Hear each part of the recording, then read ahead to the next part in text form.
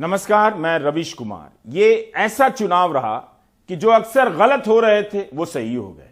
उनके गलत होने का इतिहास इतना लंबा और हाल फिलहाल का था, उनके सही होने पर उनका खुश होना लाजमी है। मैं एग्जिट पोल वालों की बात कर रहा हूं। 12 एग्जिट पोल ने यूपी में बीजेपी की जीत की भविष्यवाणी कर दी थी। शायद यह पहली बार हुआ है कि सभी 12 सही हो गए हैं। नंबर के मामले में भले ही कोई आगे पीछे कम ज्यादा रह गया हो, लेकिन यूपी के मामले में जीत के आंकड़े को लेकर 1 दर्जन एग्जिट पोल वाले जीत गए हैं। इस चुनाव में लगता है कि बीजेपी के साथ साथ एग्जिट पोल वालों ने भी एंटी इनकम्बेंसी का शानदार मुकाबला किया है। इस बात की पूरी संभावना है कि अगले चुनाव में गलत होने तक इन्हें काफी गंभीरता से लिया जाएगा और अगर फिर सही हो गए तो उसके अगले चुनाव तक लिया जाएगा। बड़ी जीत के सामने मुद्दों के खत्म हो जाने की भविष्यवाणी से अभी बचिए, क्योंकि मुद्दे खत्म नहीं होते। और इस तरह की समीक्षाओं से भी बचिए। आप चाहें तो कुछ दिनों के लिए बचिए। यूपी में योगी की इस ऐतिहासिक जीत के बाद 2024 में वे प्रधानमंत्री पद के दावेदार हो सकते हैं या किसी के लिए चुनौती बन सकते हैं। ऐसी समीक्षाओं से कुछ समय के लिए सभी को बचना चाहिए। इससे लगता है कि नरेंद्र मोदी ने कह दिया हो कि वे 24 का चुनाव नहीं लड़ेंगे। पन्ना भरने वाली समीक्षाओं से वक्त बर्बाद होता है। संभावनाएं कुछ भी हो सकती हैं राजनीति में, लेकिन कम से कम उसके लिए आज का दिन नहीं है। आप याद कीजिए 2021 में बंगाल में ममता बनर्जी ने बीजेपी को भारी शिकस्त दी तो समीक्षाएं चालू हो गई कि 24 के लिए ममता चेहरा है। ममता के सामने बीजेपी ढेर हो गई थी तो ममता को भी लगा और उन्हें लेकर कहा भी जाने लगा कि कांग्रेस से कुछ नहीं होगा, ममता से ही होगा। मेघालय में कांग्रेस के 12 विधायक तृणमूल में आ गए। असम और गोवा से कांग्रेस के नेताओं को राज्यसभा में भेज दिया गया। गोवा और मणिपुर विधानसभा में तृणमूल कांग्रेस ना बीजेपी को हरा सकी, ना कांग्रेस का विकल्प बन सकी। कांग्रेस भी हार गई वहां। आज यूपी और पंजाब के नतीजों के सामने बंगाल को भुला दिया गया है। हमने ममता की कहानी आज के दिन इसलिए याद दिलाई ताकि आप समीक्षाओं के बहाव में ना बह जाएं। उस समय उनके 24 में चेहरा होने को लेकर कितने ही लेख लिखे गए। लेख वही छप रहे हैं, बस अब उनका नाम हटाकर केजरीवाल और योगी का नाम लिखकर लेखों की सप्लाई हो रही है। 24 में चेहरा खोजने वाले इतना खोज रहे हैं कि न केवल विपक्ष में बल्कि बीजेपी में भी खोज रहे हैं। इस तरह के खोजकर्ताओं से दूर रहिए। वैसे पिछले महीने केजरीवाल ने कह दिया था कि वे 24 का चेहरा नहीं है, लेकिन उनकी पार्टी ने पंजाब में भारी जीत के बाद की पहली प्रतिक्रियाओं में विपक्ष के स्पेस में पहले नंबर पर होने की दावेदारी की बात जरूर की। ठीक यही बात ममता बनर्जी कर रही थी। आम आदमी पार्टी पंजाब में कमाल कर चुकी है, लेकिन उत्तराखंड और गोवा में उसके मुख्यमंत्री के उम्मीदवार तक हार गए। राजनीतिक समीक्षाओं को अक्सर चेहरे के आसपास रखने से काम आसान भी हो जाता है। इससे जिनका चेहरा होता है उनकी सेवा भी हो जाती है और चेहरा चेहरा करने वालों का चेहरा भी चमक जाता है। आप उस चेहरे को नहीं जानते जिसने पंजाब में 92 साल के पूर्व मुख्यमंत्री प्रकाश सिंह बादल को हरा दिया। आप उस चेहरे को भी नहीं जानते जिसने उनके बेटे पूर्व उप मुख्यमंत्री सुखबीर सिंह बादल को हरा दिया। आप उस चेहरे को भी नहीं जानते जिन्होंने पंजाब के मुख्यमंत्री चरणजीत सिंह चन्नी को हरा दिया। इसी तरह एक और पूर्व मुख्यमंत्री राजेंद्र कौर भट्टल चुनाव हार गई। पंजाब में चरणजीत सिंह चन्नी को हराने वाले लाभ सिंह 35 साल के हैं और 12वीं पास हैं। उनके पिता ड्राइवर हैं और मां सरकारी स्कूल में सफाई कर्मी। उगो के मोबाइल फोन रिपेयर करने की दुकान चलाते हैं। पंजाब में हेवीवेट शब्द जिनके लिए रिजर्व था वो आज की शाम लाइट वेट होकर हवा में तैर रहे हैं। मेरठ की चौधरी चरण सिंह यूनिवर्सिटी से कानून की पढ़ाई करने वाली जीवन ज्योत कौर ने नवजोत सिद्धू और मजीठिया को हरा दिया। देखो ਇਸ ਤਰ੍ਹਾਂ ਆ ਕਿ ਜਦੋਂ ਅਸੀਂ ਲੋਕਾਂ 'ਚ ਵਿਚਰ ਰਹੇ ਸੀਗੇ, ਮੇਰੀ ਟਿਕਟ ਤਕਰੀਬਨ 30 ਦਸੰਬਰ ਨੂੰ ਅਨਾਉਂਸ ਹੋਈ ਹੈ ਔਰ ਉਸ ਤੋਂ ਬਾਅਦ ਹੀ ਅਸੀਂ ਲੋਕਾਂ ਦੇ ਵਿੱਚ ਵਿਚਰ ਰਹੇ ਸੀ, ਡੋਰ ਟੂ ਡੋਰ ਕਰਦੇ ਆ। ਜਿਹੜੀ ਬਹੁਤ ਪੋਜ਼ਿਟਿਵ ਇੰਡੀਕੇਸ਼ਨ ਸਾਨੂੰ ਲੋਕਾਂ ਵੱਲੋਂ ਮਿਲਦੀ ਸੀ ਕਿ ਪੰਜਾਬ ਇਸ ਵੇਲੇ ਆਈਡੈਂਟੀਟੀ ਪੋਲਿਟਿਕਸ ਚੋਂ ਨਿਕਲ ਚੁੱਕਾ ਹੈ। ਲੋਕ ਮੈਨੂੰ ਇਹ ਕਹਿੰਦੇ ਸੀ ਕਿ ਮੈਮ ਤੁਸੀਂ ਤਾਂ ਹੁਣ ਆਏ ਹੋ, ਅਸੀਂ ਤਾਂ 6 ਮਹੀਨੇ ਪਹਿਲਾਂ ਮਨ ਬਣਾ ਲਿਆ ਕਿ ਵੋਟ ਆਮ ਆਦਮੀ ਪਾर्टी ਨੂੰ ਪਾਉਣਾ है। उत्तराखंड में मुख्यमंत्री और बीजेपी का चेहरा पुष्कर सिंह धामी चुनाव हार गए और मुख्यमंत्री बनने का सपना देख रहे हरीश रावत भी हार गए। इसलिए 24 का चेहरा खोजने के बजाय 22 में जो चेहरे गायब हो गए उन पर नजर रखिए ताकि राजनीति को कुछ उम्मीद से और कुछ हौसले से देख सकें। राजनीति संभावनाओं की सीढ़ी है, गिरकर भी उसी पर चढ़नी होती है और चढ़ने के बाद भी उसी पर फिसलने का चांस रहता है। पंजाब में राजनीतिक रिश्तेदारियां इतनी गहरी हो गई थीं कि समधी कांग्रेसी बेटा अकाली फर्क करना मुश्किल हो जाता था कि कौन सी बस किस पार्टी की है और कौन सा होटल किस पार्टी का। पैसे से वोट खरीद लेने का हौसला रखने वाले कई नेताओं के इस चुनाव में पैसे डूब गए। पंजाब में आम आदमी पार्टी ने कांग्रेस, अकाली दल, बीजेपी को नहीं हराया, बल्कि इन दलों में वर्षों से दिग्गज बनकर बैठे कुबेरों को भी साफ कर दिया। क्या यह उम्मीद का दिन नहीं है कि अब कोई भी चाहे तो पैसे वाले को हरा सकता है? भले ही आम आदमी पार्टी की तरह के कई उम्मीदवार दूसरे राज्यों में हार गए हैं। पंजाब के ही लोग कहते थे कि आप नजर नहीं आती, मतलब पार्टी नहीं दिखती है, लोग नहीं दिखते, उसके कार्यकर्ता नहीं दिखते, नेता नहीं दिखते। यह बातें कुछ हद तक सही भी हो सकती हैं, लेकिन पार्टी अब मुख्यालय से नहीं जानी जाती है, ना वहां से चलती है। मुख्यालय अब पार्टी का ठिकाना नहीं रहा। अपनी सोच बदलिए। जिन दलों के मुख्यालय थे उन दलों का क्या हाल हुआ देखिए। 42% से अधिक वोट, 90 सीटों से ज्यादा सीट आम आदमी पार्टी को मिली है, उसके सामने कोई नहीं टिका। पंजाब के नए मुख्यमंत्री भगवंत सिंह मान ने कहा है कि सरकारी दफ्तरों में मुख्यमंत्री की तस्वीर नहीं होगी, बाबा साहब अंबेडकर की होगी, शहीद आजम भगत सिंह की होगी। आपने ट्वीट भी किया है कि बाबा साहब और शहीद आजम भगत सिंह का सपना पूरा करेंगे। केजरीवाल के सामने जब धर्म का मुद्दा लाया गया, जब केजरीवाल ने अपने हिसाब से उसका सामना किया। 2020 में नागरिकता कानून के नाम पर केजरीवाल को हराने का जाल बुना गया, जो कानून आज तक लागू नहीं हुआ, लेकिन उससे माहौल में तपिश पैदा कर दी गई। दिल्ली के चुनावी माहौल में दिल्ली जल गई। केजरीवाल ने खुद को हनुमान भक्त बोलकर, जय बजरंगबली बोलकर बचा लिया, हनुमान चालीसा का पाठ पढ़कर सुना दिया। तब आम आदमी पार्टी के विधायक सौरभ भारद्वाज ने ट्वीट किया था कि हर महीने के मंगलवार को सुंदरकांड का पाठ अलग अलग इलाकों में होगा। इसके बारे में ताजा जानकारी नहीं है, लेकिन इस दिलचस्प प्रसंग का एक खास मतलब है। पंजाब की जीत के बाद मुख्यमंत्री केजरीवाल और उप मुख्यमंत्री मनीष सिसोदिया कनॉट प्लेस के हनुमान मंदिर गए और पूजा की। धीरज के साथ इस प्राइम टाइम को देखिए, मजा आएगा।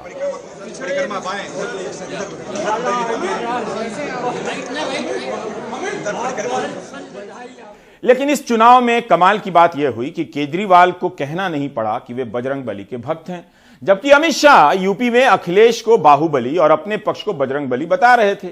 केजरीवाल ने अपनी मेट्रो के लिए एक नई पटरी पंजाब में बिछा दी, जिसके बारे में बीजेपी को भी पता नहीं चला और ना कांग्रेस को। ऐसा नहीं है कि वे हनुमान चालीसा भूल गए, बल्कि अयोध्या तक तीर्थ यात्रा की ट्रेन भी चलवा दी। जिस वक्त लग रहा था कि केजरीवाल बीजेपी की किताब से पन्ने चुरा रहे हैं, उसी वक्त केजरीवाल पंजाब में दो ऐसे नायकों को अपनी पार्टी के आदर्श नायक के रूप में स्थापित कर रहे थे, जिनके बारे में न भाजपा सोच पाई न बसपा। मुझे पता है कि इस वक्त यूपी में योगी की जीत को लेकर सारे विशेषज्ञ ज्ञान दे रहे होंगे कि मोदी की इस राजनीति का किसी के पास जवाब नहीं। दिसंबर के इस महीने में काशी विश्वनाथ कॉरिडोर का उद्घाटन किया जाता है और यूपी चुनाव में इसे एक ऐसे काम के रूप में प्रचारित किया जा सकता है जो केवल और केवल भाजपा ही कर सकती है। पूर्वांचल में मतदान से पहले काशी कॉरिडोर में प्रधानमंत्री ने रोड शो भी किया। आज हर कोई कहेगा कि प्रधानमंत्री ने हिंदुत्व और विकास का नया मॉडल पेश किया है। किसी भी लिहाज से यह नया मॉडल तो नहीं है, लेकिन सफल जरूर है। बनारस की सभी सीटों पर बीजेपी जीती है। हर कोई हारे हुए दलों को नसीहत दे रहा होगा आज कि उन्हें जीतना है तो मोदी की तरह धर्म की भाषा सीखनी होगी। उनका एक सपना था कि भारत के एक एक बच्चे को अच्छी से अच्छी शिक्षा मिलनी चाहिए, चाहे वो कितना भी गरीब क्यों ना हो। मैंने कसम खाई है कि बाबा साहब का सपना मैं पूरा करूंगा। मैंने कसम खाई है। बाबा तेरा सपना अधूरा, केजरीवाल करेगा पूरा। लेकिन ठीक इसी समय में पंजाब में केजरीवाल अपने लिए उन नायकों को चुन रहे थे जिनका संबंध धर्म को लेकर बिल्कुल अलग है। प्रचार के दौरान भगवंत सिंह मान ने कहा कि बटन दबाने से पहले अपनी आंखें बंद कर शहीद आजम भगत सिंह, बाबा साहेब अंबेडकर के बारे में जरूर सोचना कि अगर वो आज होते तो किसे वोट देते। पंजाब के सरकारी दफ्तरों में बाबा साहब अंबेडकर और भगत सिंह की तस्वीर होगी, मुख्यमंत्री की नहीं। शपथ ग्रहण समारोह भगत सिंह के गांव में होगा। भगवंत मान ने कहा है, एक साथ दो नायकों को जगह देने की राजनीति को फॉर्मूले की निगाह से भी देखें तो यह नया फॉर्मूला है। जिस वक्त केजरीवाल को इस संदेह से देखा जा रहा था कि वे कहीं एक और तरह के हिंदुत्व की राह पर तो नहीं जा रहे, उसी वक्त वे बाबा साहब अंबेडकर और शहीद आजम भगत सिंह की बात करने लगे। दोनों ही नायकों का संबंध इस बात से है कि धर्म के नाम पर दिमाग नहीं बंद करना है। भगत सिंह का तो लेख ही है कि मैं नास्तिक क्यों हूं। सरदार भगत सिंह ने लिखा है कि इंसानी इल्म की सीमाओं या कहें कि इंसानी कमजोरियों का नतीजा है धर्म। डॉक्टर अंबेडकर का ही विचार है कि धर्म में भक्ति भले ही मुक्ति का मार्ग हो, लेकिन राजनीति में भक्ति या नायक पूजा तानाशाही का रास्ता साफ कर देती है, प्रशस्त कर देती है। भगत सिंह ने कहा था कि तरक्की के लिए खड़े हर व्यक्ति के लिए जरूरी है कि वह अपनी पुरानी आस्थाओं पर सवाल करे। इंडियन ओशन ने डॉक्टर अंबेडकर पर एक गाना लॉन्च किया। आम आदमी पार्टी की सरकार की तरफ से यह गाना लॉन्च किया गया है और यूट्यूब चैनल पर भी है उनके। जब तक जनगण मन का मान रहेगा, जब तक ये संविधान रहेगा, अरे जब तक हिंदुस्तान रहेगा, बाबा साहेब नाम रहेगा, नाम रहेगा। जय जय जय बोला, जय जय जय बोला, जय जय जय बोला भीमा जी, जय जय जय जय बोला, जय जय जय बोला, जय जय जय बोला भीमा जी, जय। जब तक हिंदुस्तान रहेगा बाबा साहब का नाम रहेगा। अंबेडकरी राजनीति की धारा में भीम गीत की परंपरा है।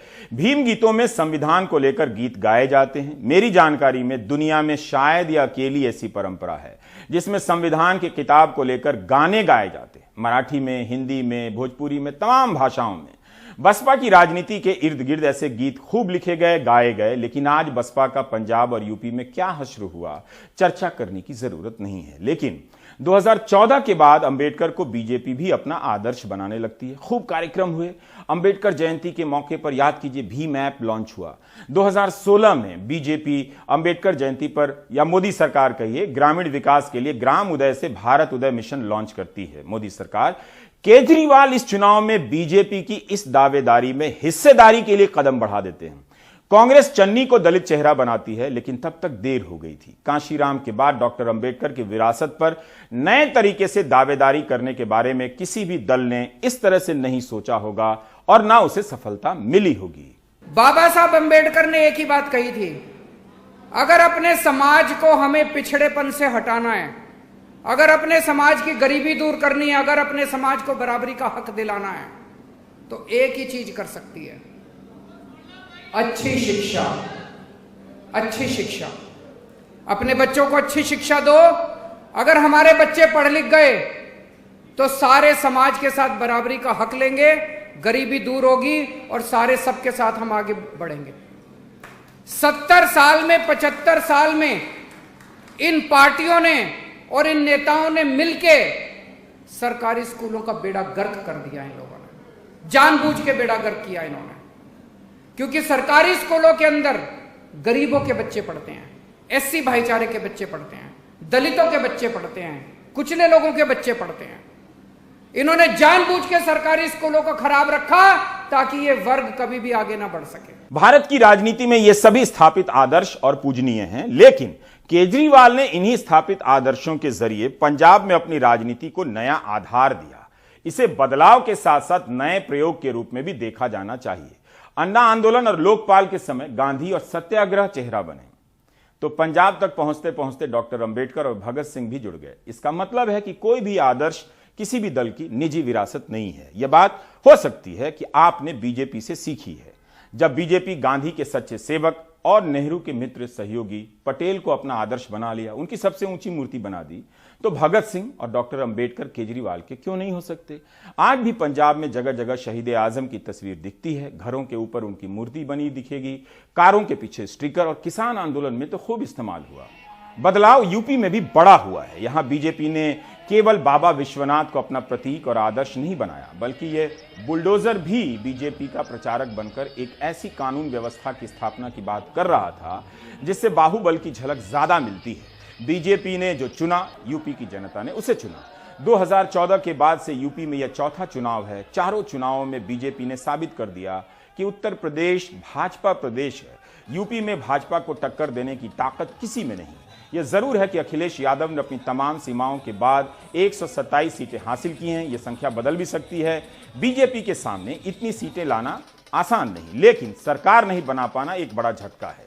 अखिलेश केजरीवाल की तरह नए प्रतीकों के साथ प्रयोग नहीं कर सके, लेकिन उनके मुद्दे भी वही थे करीब करीब जो पंजाब में केजरीवाल के थे।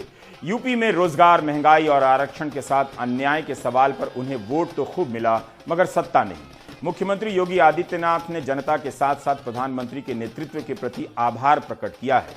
सपा कई जगहों पर कम अंतरों से हारी है, लेकिन ऐसे आंकड़े समीक्षकों के काम आते हैं, सपा के नहीं आएंगे। आम आदमी पार्टी के नेता संजय सिंह ने भी चर्चा के दौरान माना कि यूपी में धर्म के बिना राजनीति करना आसान नहीं।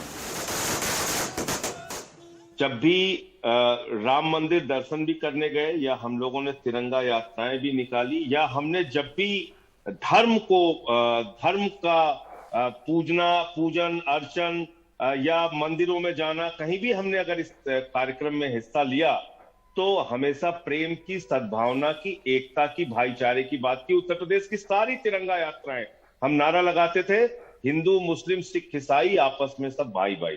तो हम धर्म को सही रूप में लोगों के सामने रखने का प्रयास करते हैं। वो चाहे सिख धर्म हो, हिंदू धर्म हो, इस्लाम हो, ईसाई हो, ये सारे धर्म आपको मिलजुल कर रहने की, प्रेम से रहने की शिक्षा देते हैं। भारतीय जनता पार्टी जो धर्म का इस्तेमाल करती है वो उन्माद फैलाने का, नफरत फैलाने का, लोगों को लड़ाने का, इस प्रकार से धर्म का उपयोग करती है। तो धर्म बुरी चीज नहीं है, उसका दुरुपयोग या उसका इस्तेमाल आप किस तरीके से कर रहे हैं। 2007 में जब मायावती को बहुमत मिला तब अखबारों और पत्रिकाओं में कवर स्टोरी छपा करती थी कि मायावती देश की प्रधानमंत्री हो सकती हैं, आयरन लेडी। यूपी में जब कांशीराम का प्रयोग सफल हो रहा था तब पूछा जा रहा था कि आप तो पंजाब के हैं, यूपी की तरह पंजाब में क्यों नहीं सफल हो रहा है, वहां तो देश भर में सबसे अधिक दलित हैं। आज यूपी में बसपा जीरो सी हो गई है। यूपी में डॉक्टर अंबेडकर को नायक मानने वाली पार्टी खत्म हो गई तो पंजाब में डॉक्टर अंबेडकर को एक नई पार्टी मानने लगी है, वो सत्ता में आ गई है। क्या आपको भारत की राजनीति की यह कहानी दिलचस्प नहीं लगती? 7 दिन पहले मायावती ने कहा था बसपा को पूर्ण बहुमत मिलने जा रहा है। उसकी कहानी यूपी में इस बार खत्म हो गई। यूपी में यह चौथा चुनाव है जब बसपा कांग्रेस की तरह चरमरा गई। ये जो विरोधी पार्टियां हैं, ये खास तौर से समाजवादी पार्टी, उनका तो इतना बुरा हाल है सपा का जो है। जब मैं पूरे यूपी में गई हूँ, खास तौर से पश्चिमी यूपी में कुछ एरिया ऐसा है कि जहाँ पर मुस्लिम पॉपुलेशन काफ़ी ज़्यादा है।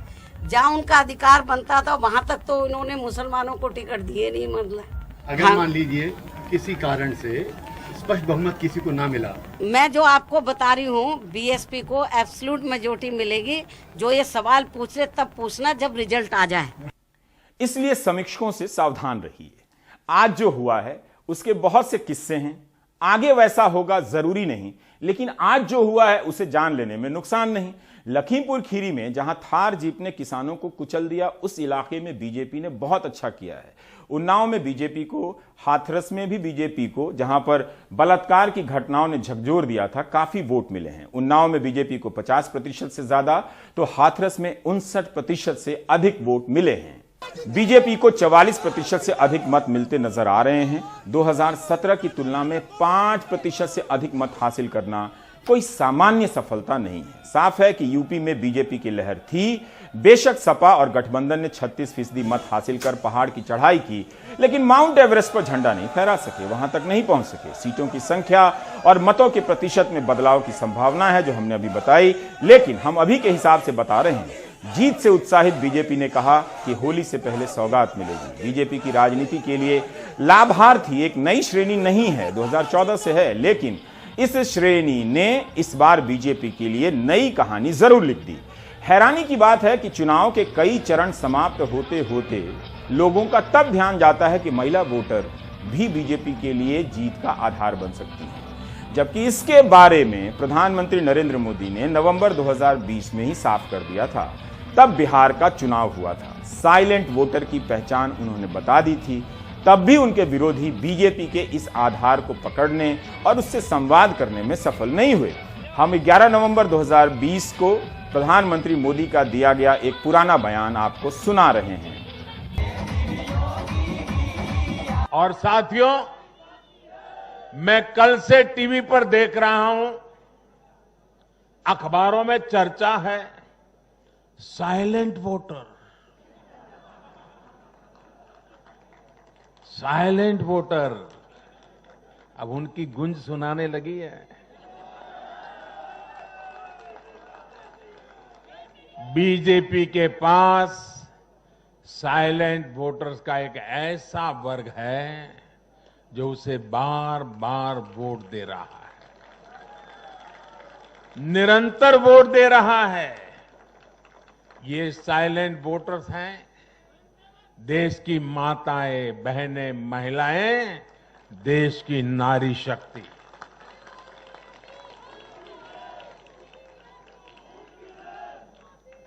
ग्रामीण इलाकों से लेकर शहरी इलाकों तक महिला वोटर ही भाजपा की सबसे बड़ी साइलेंट वोटर का समूह बन गया है।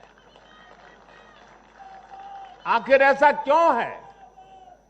क्योंकि ये भाजपा ही है जिसके शासन में महिलाओं को सम्मान भी मिलता है और सुरक्षा भी मिलती है। बैंक अकाउंट से लेकर बैंक लोन तक, गर्भावस्था के दौरान मुफ्त जांच से लेकर 6 महीने के अवकाश तक, रसोई को धुएं से मुक्त करना हो या फिर शौचालयों का निर्माण, 1 रुपये में सैनिटरी पैड की सुविधा हो या हर घर बिजली पहुंचाना हो या फिर हर घर जल के लिए अभियान हो, ये बीजेपी ही है जो भारत की महिलाओं के जीवन स्तर को सुधारने के लिए उम्र के हर पड़ाव को देखते हुए विशेष प्रयास कर रही है। इसलिए भाजपा पर ये साइलेंट वोटर्स हर बार अपना स्नेह दिखाती है, अपना आशीर्वाद देती है। मैं इस आशीर्वाद के लिए सभी माताओं, बहनों, बेटियों को आदरपूर्वक नमन करता हूं।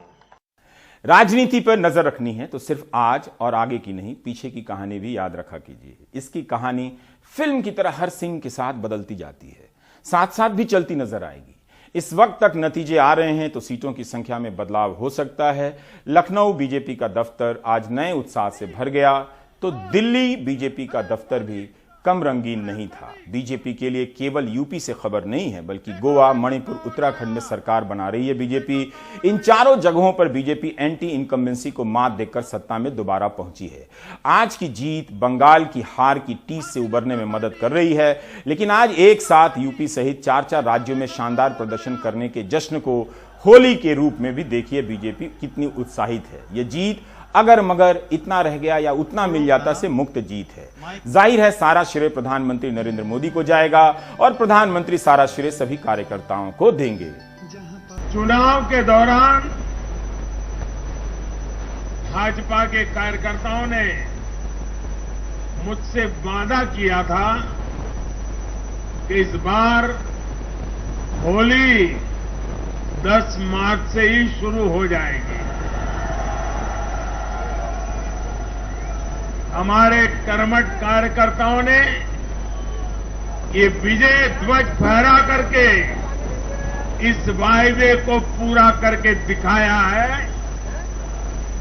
मैं भाजपा के सभी कार्यकर्ताओं की भूरी भूरी प्रशंसा करूंगा, जिन्होंने दिन रात देखे बिना इन चुनावों में कड़ी मेहनत की।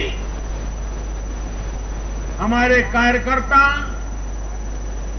जनता जनार्दन का दिल जीतने में,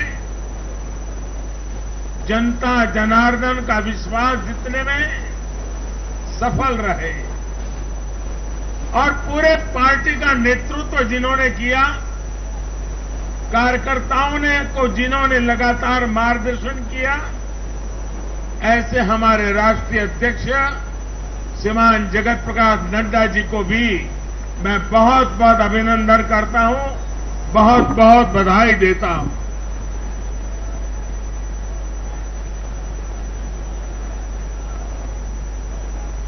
पार्टी के हर छोटे मोटे सभी कार्यकर्ताओं ने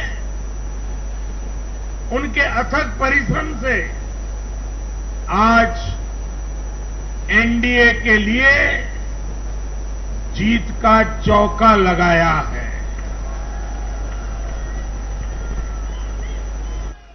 कुछ लोग ये कहकर यूपी को बदनाम करते हैं कि यहां के चुनाव में तो जाति ही चलती है, लेकिन भाइयों बहनों, उत्तर प्रदेश के लोगों ने दिखा दिया है।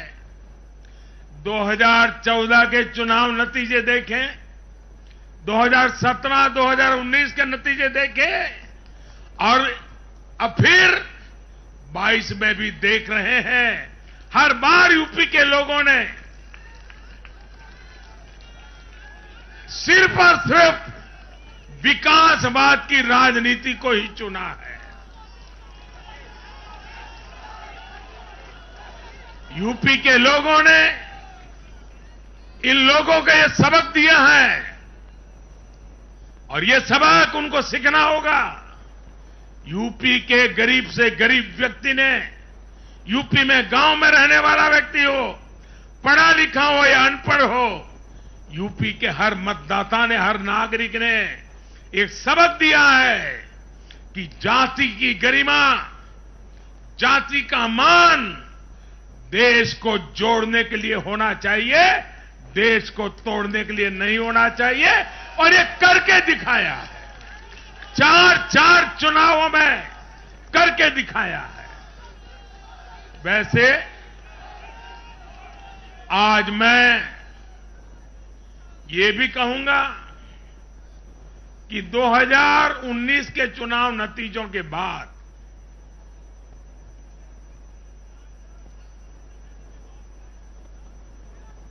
कुछ पॉलिटिकल ज्ञानियों ने कहा था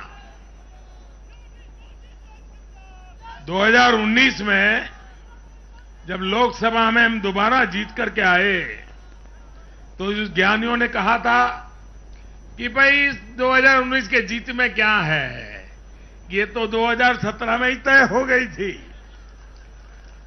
क्योंकि 2017 में यूपी का रिजल्ट आया था। मैं मानता हूं इस बार भी ये ज्ञानी जरूर कहने की हिम्मत करेंगे कि 2022 के नतीजों ने 2024 के नतीजे तय कर दिए हैं।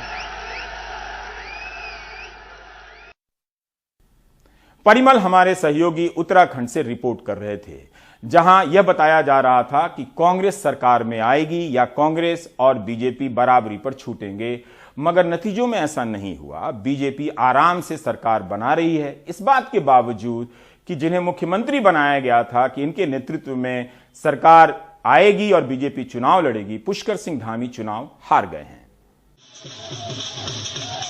देहरादून में बीजेपी मुख्यालय में जश्न भी है और थोड़ा गम भी।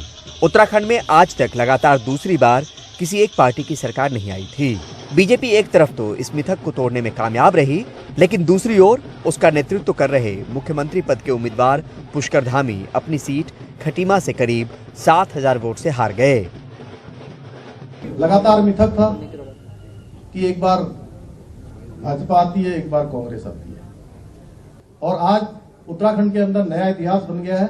इसलिए उत्तराखंड के अंदर सबके लिए एक समान कानून होना चाहिए। हमने इसके लिए संकल्प लिया है, हम इस पर पूरा का पूरा काम करेंगे। इसके बावजूद बीजेपी के वरिष्ठ नेता प्रहलाद जोशी और कैलाश विजयवर्गीय बार बार पुष्कर धामी के नेतृत्व और काम की सराहना करते दिखे। एक चुनौती वाला काम था। मराठी में जब शिवाजी महाराज की सेना मुगलों के ऊपर हमला करने गई और उनके सेनापति का निधन हो गया, युद्ध में मुगलों को हरा दिया, तब शिवाजी ने कहा था कि सिंह गेला गढ़ आला। वो आज मुझे स्मरण आ गया। चुनाव के अंदर हार जीत चलती है, पर पार्टी का एक कार्यकर्ता किस डिटर्मिनेशन के साथ, किस इच्छा शक्ति के साथ कार्यकर्ताओं का मनोबल बढ़ाकर एक बड़ी एक बड़ी छलांग मारता है। उसका उदाहरण है पुष्कर धामी जी। उधर जीत की उम्मीद लगाए कांग्रेस को झटका लगा है। उसके वरिष्ठ नेता और पूर्व मुख्यमंत्री हरीश रावत के साथ साथ प्रदेश कांग्रेस अध्यक्ष गणेश गोदियाल भी चुनाव हार गए।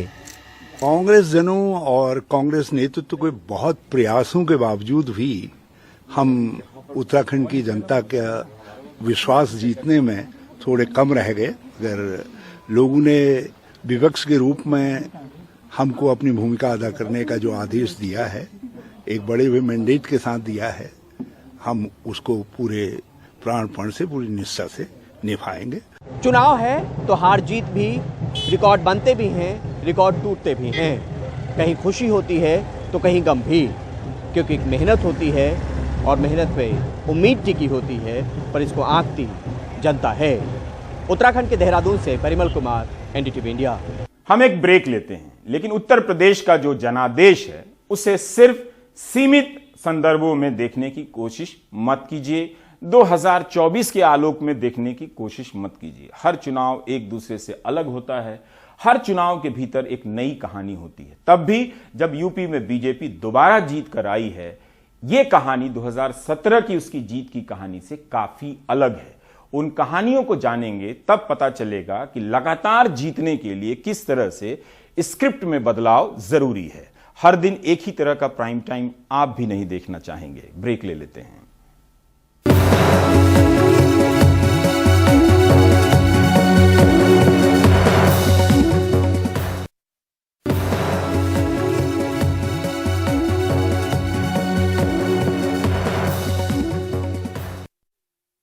पांच राज्यों के चुनाव में कांग्रेस को कुछ नहीं मिला।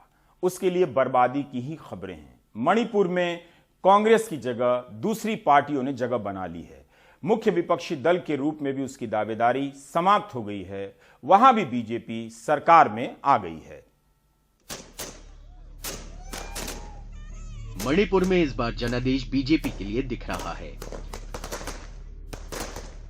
पिछले चुनावों में आधी सीटें जीतने वाली कांग्रेस का हाल इस बार बहुत ही बुरा हो गया है। वो छोटी पार्टियां एनपीपी, एनपीएफ और जेडीयू के सामने मुख्य विपक्षी दल भी बनती नहीं दिख रही है। ये बीजेपी के लिए जश्न का वक्त है, उससे ज्यादा बीरेन्द्र सिंह के लिए, जिनको उम्मीद है कि वो फिर से मुख्यमंत्री की गद्दी संभालेंगे। really very grateful to the people of the state and with their support. Now just at least we're crossing 30 now. We're crossing and not only the single largest, we're getting absolute majority now. मुख्य विपक्षी दल कांग्रेस को मुंह की खानी पड़ी है। उसका मुख्य विपक्षी दल का ओहदा भी बना रहे तो बहुत बड़ी बात होगी। हम इस समय संकट का सामना कर रहे हैं। हम सदन में जीतने में सक्षम नहीं हो पाए। इस चुनाव में हम कैसे पीछे रह गए, इसका हम आत्मनिरीक्षण करेंगे और वापस आने की पूरी कोशिश करेंगे। बीजेपी के सहयोगी एनपीपी का प्रदर्शन इस बार और अच्छा रहा, लेकिन इसके सबसे बड़े नेता और उप मुख्यमंत्री जॉय कुमार सिंह को हारना पड़ा। द नागास पीपल फ्रंट यानी एनपीएफ की भी हालत सुधरी, लेकिन सबसे चौंकाने वाला प्रदर्शन रहा जेडीयू का। आगे क्या करना है, इस बारे में उसके नेता आला कमान के निर्देशों का इंतजार कर रहे हैं।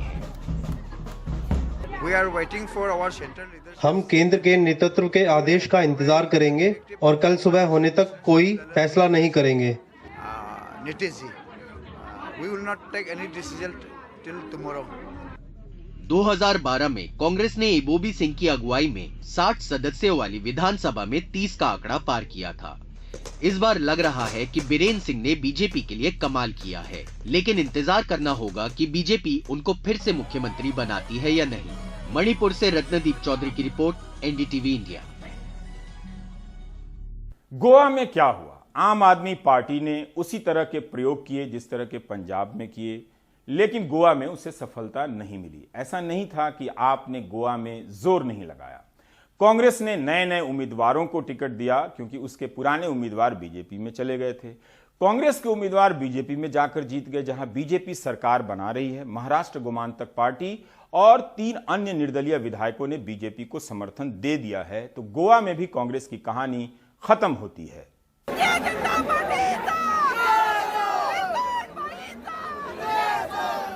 एग्जिट पोल में जिस गोवा में कांटे की टक्कर बताई गई, वहां बीजेपी आसानी से सरकार बनाने में कामयाब हो रही है। गोवा की कुल 40 विधानसभा सीटों में से बीजेपी ने 20 सीटों पर जीत हासिल की। महाराष्ट्रवादी गोमंतक पार्टी के 2 और 3 निर्दलीयों ने भी बीजेपी का समर्थन किया है, जिसके बाद बहुमत के लिए जरूरी 21 सीटों का आंकड़ा बीजेपी ने आसानी से पार कर लिया। हम तो सरकार बना रहे हैं, 20 सीट भारतीय जनता पार्टी के आए हैं। मैं पूरे गोवा की जनता का आभार व्यक्त करता हूं, केंद्रीय नेतृत्व का आभार व्यक्त करता हूं और 3 इंडिपेंडेंट हमें सपोर्ट कर रहे हैं, एमजीपी भी हमें सपोर्ट कर रहे हैं। वो सपोर्ट दे रहे हैं तो हम सपोर्ट ले रहे हैं। सर, एक सवाल ये है कि मुख्यमंत्री पद पे क्या आप बने रहेंगे? इसके आगे तो अध्यक्ष कहेंगे। कांग्रेस को विधायकों की खरीद फरोख्त किए जाने का शक था, जिसकी वजह से उसने पहले ही अपने उम्मीदवारों को एक रिजॉर्ट में भेज दिया। गुरुवार के दिन नतीजे आने से पहले भी कांग्रेस को भरोसा था कि उनकी सरकार बन रही है, इसलिए राज्यपाल से शाम का समय भी मांगा था। कांग्रेस को 11 सीटों पर जीत मिली। वो अपनी हार के लिए दूसरी पार्टियों को जिम्मेदार ठहरा रही है। The winning party, the BJP को 33% वोट मिले। बहुत लोगों ने बीजेपी के खिलाफ मतदान किया, लेकिन ये वोट कई पार्टियों में बंट गए, जिसकी वजह से बीजेपी को 20 सीटों पर जीत मिली। voted against the BJP, but those votes were split among many parties, which gave the BJP an opportunity to win 20 seats. BJP को मिली जीत के बावजूद पणजी से मनोहर पर्रिकर के बेटे उत्पल पर्रिकर के खिलाफ चुनाव जीतने वाले बाबूश मोन्सेराटी ने नाराजगी जताते हुए आरोप लगाया कि बीजेपी के लोगों ने उन्हें वोट नहीं दिया। नहीं, मैं खुश नहीं हूँ, क्योंकि मेरी जीत की जो मार्जिन है वो कम हुई।